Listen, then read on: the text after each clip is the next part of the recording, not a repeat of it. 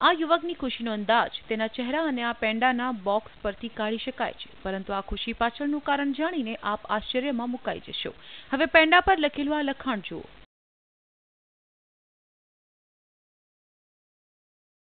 જી હા, આ યુવકની ખુશીનું કારણ છે તેના છૂટાછેડા। લગ્ન જીવન ખંડિત થયા બાદ પણ આ યુવક એટલો ખુશ કેમ છે, આવો સાંભળીએ તેના જ મુખે। 2 વર્ષ સવા 2 વર્ષથી એમના મમ્મીના ઘરે જ હતી। પછી એ લોકો પહેલાં તો એમ જ કહેતા કે કાયદા બધા લેડીઝના છે, તો તમારે 5 વર્ષે 10 વર્ષે તમારે અમારી પાસે આવવું જ પડશે, તમે ક્યાં જાશો, સાઈન તો છેલ્લે મારી જ જોશે।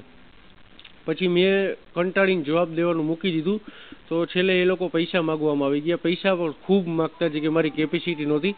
પછી જ્યારે મારા બજેટમાં આવ્યું કે ના હું આટલા દઈ શકું એમ છું, ત્યારે મેં એટલું એ રીતના ફિગર દઈ અને મેં મારું છૂટું કરી નાખ્યું।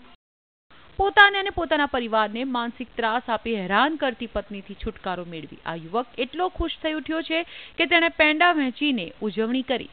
રિંકેશના માતા પિતા સહિત પરિવારજનો પણ સંતુષ્ટ છે। એટલે હું એગ્રી થઈ ગઈ એ વાત ઉપર કે ના, આબરૂ કરતાં મને મારું સંતાન વધારે વાલું છે, એટલે હું એગ્રી થઈ ગઈ અને શોર્ટ ટાઈમમાં પૂરું થઈ ગયું, એટલા માટે હું રાજી છું। દીકરાના ભવિષ્ય માટે વિચારી રહ્યો છું કે મારા દીકરાનો નવો જન્મ થયો છે, તો મારા દીકરાના લગ્ન સારી રીતે કરીશ, છોકરી સારી ગોતી અને સંસાર હાઈ ક્લાસ ગોતીને ચલાવડાવીને એ સેટિંગ થઈ જાય, સેટ થઈ જાય ધંધામાં અને સંસારમાં બધી રીતે સારું ચાલે એવી મારી ઈચ્છા છે।